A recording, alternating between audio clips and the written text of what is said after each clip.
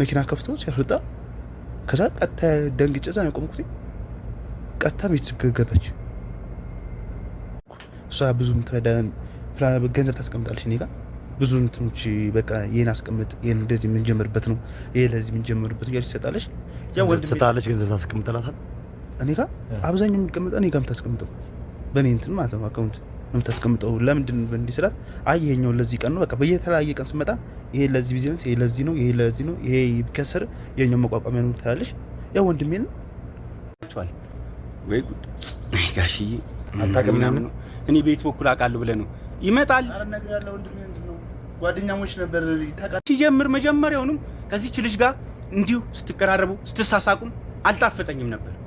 አሁን መዘዝ ይዘህ መተህ ነው መቼስ ማለት የምታውቀው ነገር ካለ ደግሞ ትነግረዋለህ። ያውራ አፋፉን አትበለው። የማውቀው ነገር ይነግረዋለሁ። አፍን ነው ምንም ቢካል ትፈጥራችኋል። ስለዚህ እቺን ሴትዮ የገደላችኋት አንተና አለምነሽ ናችሁ። በፈጣሪ ቁጭ በል። ምን እያልክ ነው? ቁጭ በል አንተ ውሻ። ቁጭ በል ቁጭ በል።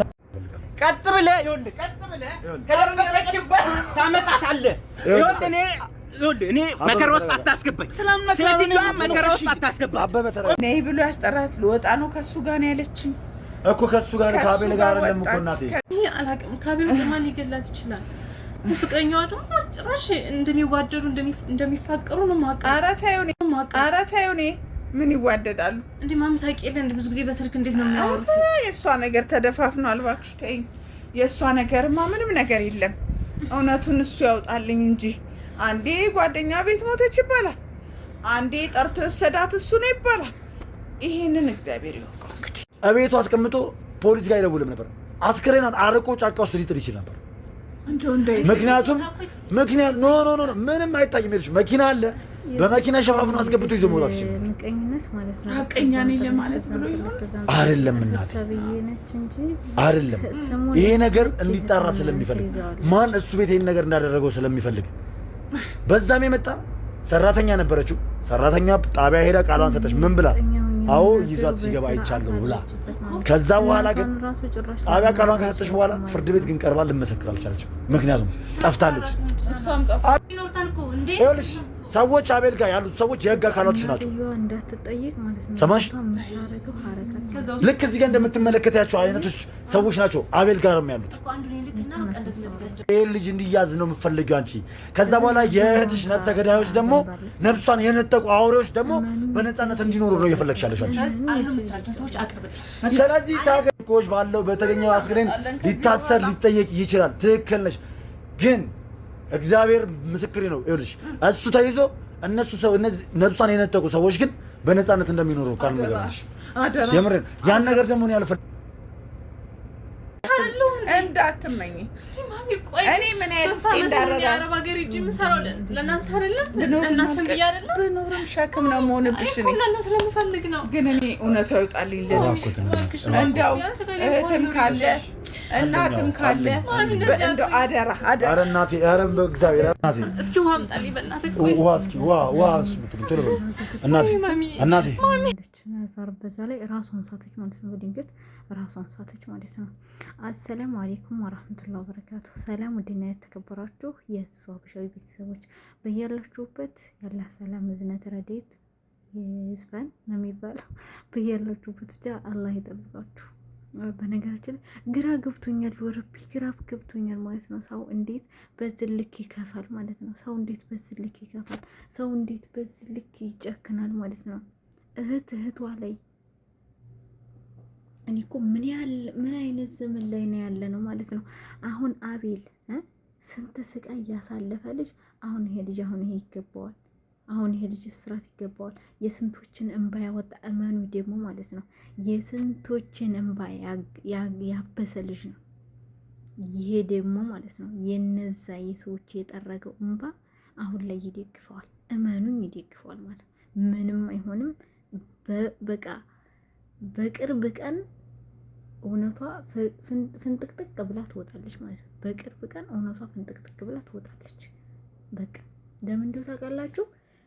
ጓደኞቿ እህቷ እቺ የሟች እህት የተባለችው እህቷ በጭራሽ ጀመር እኔ በቃ ምንም አላመንኳትም ማለት ነው።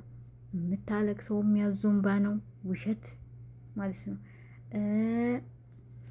እሷ ማለት ነው እናትየይቱ አታውቅም። ባሌ ደወለልኝ ብላ እንደወጣች ነው። እናትየይቱ ደግሞ የምታውቀው ፍቅረኛዋ እሱ እንዲሆነ ነው። ገባችኋ? እናትየይቱ የምታውቀው ሙታ የተገኘችው እህትየይቱ ፍቅረኛዋ ቤት ነው። ግን ፍቅረኛዋ ቤት አይደለም። እሷ ሙታ የተገኘችው ፍቅረኛዋ ቤት አይደለም፣ የአቤል ቤት ነው። የፍቅረኛዋ ጓደኛ ቤት ለምን ሄደ? የፍቅረኛዋ ጓደኛ ቤት ለምን ሄደ? ሲጀመር ሰራተኛይቱ የሆነ ብላ ውጭ ላይ ወድቃ ራሷን እንደወደቀች አስመስላ በቃ እነዚህ ልጆች እንባባሽ ስለሆኑ ምስኪኖችን እረጅ ስለሆኑ ለምስኪኖች ስለሚኖሩ ቤተሰቦቻቸውን ወንጀል ላይ ጥለው ቤተሰቦቻቸውን ችግር ላይ ጥለው ራሳቸውን ችግር ላይ ጥለው ለሰው እንባ የሰውን እንባ ለመጥረግ እየሮጡ ያሉ ልጆች ናቸው። እነዚህ ልጆች ማለት ነው። እነዚህ ልጆች ለማስለቀስ እነዚሁን ልጆች ለመጣል ደግሞ ደስ የሚሉት ማለት ነው። አንዱን የሆነ ሰው ምሳሌ አቤልን አሁን እናንተ ጣላችሁ፣ ግን አልወደቀም። አቤልን ለመጣል ስትሞክሩ በጥፍ ነው የሚነሱት። ልዑል አለ፣ ዘላለም አለ፣ እነ መብረቁ አሉ። እጥፍ ሆኖ ነው የሚነሱባችሁ ማለት ነው። በቃ ወንጀልን አታጋልጡ ብላችሁ እናንተ ወንጀል የሚያጋልጡትን ለመግደል ለመጨቆን ስትነሱ፣ እነሱ ግን እጥፍ ሆኖ ነው የሚነሱት። እጥፍ ሆኖ ነው የሚመጡላችሁ ወደ እናንተ ማለት ነው። ስለዚህ እናንተ አቤልን አሳሰራችሁ ማለት ልዑል አይተኛላችሁ። ልዑልን ብታሳስሩት ደግሞ አቤል አይተኛላችሁም። አቤልን ብታሳስሩት ደግሞ ዘላለም አይተኛላችሁ። እመኑኝ ማለት ነው። ግን ሰው እንዴት በዚህ ልክ ቢከፋ ነው እኔ የገረመኝ። እህቷን የምትገል እህት ሰው እንዴት እህቱ ላይ ይጨክናል? ለብር ብሎ እንዴት እህቱ ላይ ይጨክናል? እንዴት በዚህ ልክ ይኬዳል? እንዴት ሰውን ይህን ያክል እንዴት ይኬዳል? በነገራችን ላይ ሀቅ መቼም ትሆን እውነታ ትመነምናለች እንጂ አንድ ቀን እውነቷ ትወጣለች፣ አንድ ቀን ትፈነድቃለች ማለት ነው። ገባችኋ? ግን እኔ እህትየይቱን ምንም አላመንኳትም። ሁለተኛ ደግሞ የዘበኛው ወንድም እሱ እንዴት ብሎ ብር ልታስቀምጥ ቻለች? ሁለተኛ ደግሞ እሱ ጥቅም ባያገኝ የዘበኛው ወንድም እሱ ጥቅም ባያገኝ ስለዚህ ነገር ባያቅ ኑሮ ብር እንዴት ተቃምኖ ተቀበለ? ወንድሙን ወንጀል ላይ እንዴት ወንድም ማሳልፈው ምስትሄል አይደለም። ያውቃል፣ ስለ ወንጀሉም ያውቃል፣ ስለ ልጅቷም ያውቃል። እርግጠኛ ሆኜ ስነግራችሁ ማለት ነው። ስለሚያውቅም ነው ደግሞ ሲንተባተብ የነበረው ስለሚያውቅም ነው። ስለዚህ የዘበኛው ወንድም በቁጥጥር ስር መዋል አለበት። በቁጥጥር ስር ካላለ ልጅቷ ያለችበትን አያመጣም። እና ውድ ተመልካቾቼ እስኪ እናንተ ማስተያየት ስጡ። በያላችሁበት ሰላማችሁ ይብዛ። ላይክ፣ ሸር፣ ሰብስክራይብ አድርጉ ማለት ነው። ላይክ አድርጉ፣ የምር ሸር አድርጉ፣ ሰብስክራይብ አድርጉ።